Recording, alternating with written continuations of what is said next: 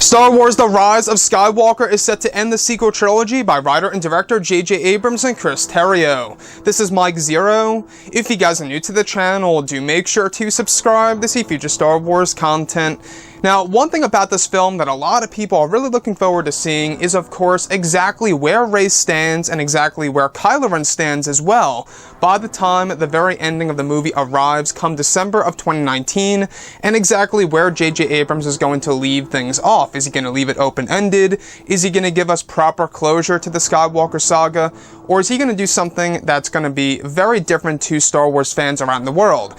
Now, these past couple of weeks or so, we've been learning a whole lot more about this film, and something to do with the ending of this movie, of what's really intriguing, is really going to open up a lot of eyes of where things could very well go in Episode 9. Now, specifically, it's described that the ending of the final installment of the Skywalker saga will include a revelation that will be more powerful and surprising than the I am your father moment from The Empire Strikes Back. It's described that this revelation has to do with three characters, between Rey and Kylo, as well as the new villain in the film. It's described that some of the rewrites of the ending of the film made the revelation more emotionally satisfying and dramatic, and is said to take fans by surprise, and is described to be unpredictable. Additionally, it's said that J.J. and Chris Terrio were inspired by 5 Disney movies from the 1990s that were incorporated for the ending of the film, and that those films were used as inspiration. The film's ending is said to be as dark as Revenge of the Sith, however with a touch of a heartwarming moment during its final frames. So, what's really intriguing to me about all of this is that you can already tell that JJ and Chris, they're really borrowing a lot of elements from 5 Disney animated movies from the 1990s. Now, I'm just going to go over a couple of ones that I believe are going to be incorporated into, of course, Star Wars The Rise of Skywalker.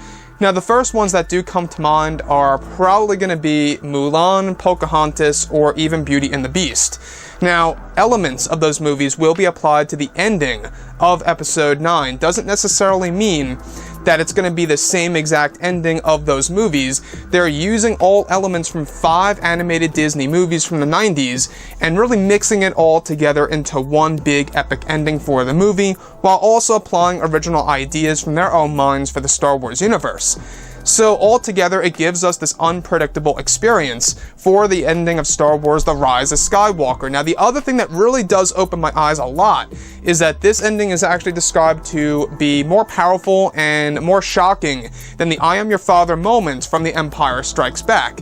Now, is this really possible? I'm not quite sure if you could really recapture that feeling again, because think about it this way. Back, in the 80s, when The Empire Strikes Back actually dropped, a lot of people weren't expecting a big revelation. I think that's why the impact was so strong, is because nobody expected a revelation. We're looking forward to these revelations. We're trying to figure out what things are, left and right, from A to, everywhere. We're trying to figure it out. So when we think about the revelations in this movie and how the very ending of the film is going to be more powerful than the I am your father moment, and it will be connected to both characters Rey, Kylo Ren, and even the new villain in this movie, it really does raise a lot of questions now, doesn't it? Now, the other piece that I really do want to go over that is really making me scratch my head is how this whole entire sequence is said to be as dark as Revenge of the Sith's ending, with a little touch of a heartwarming moment during the final frames of the movie. So it's almost like a reverse of Revenge of the Sith, where it's going to be very dark at the very end of the movie, and then it's going to have a heartwarming moment at the very end of the film, which, to a certain extent, we somewhat got that in Revenge of the Sith. The final frames of the movie are Obi-Wan Kenobi, of course, and we have Aunt Beru, and we have Owen Lars on Tatooine, and you have this hope, right? This feeling of hope as they are staring into the binary sunset. So the Revenge of the Sith ending technically was a heartwarming moment, but at the same exact time, it was very dark, because we see Vader and Palpatine looking at the Death Star and stuff like that.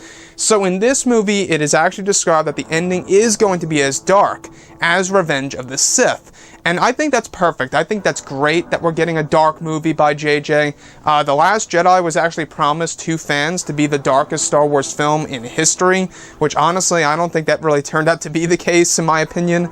But looking at The Rise of Skywalker and the tone that they are going for at the very end of the teaser, you can already see what's coming our way. With them you know, both Rey, Poe, and Finn looking at the Death Star wreckage and hearing Palpatine's laugh over the logo, you can really see the direction that they are trying to head into, at least within the third act of the film.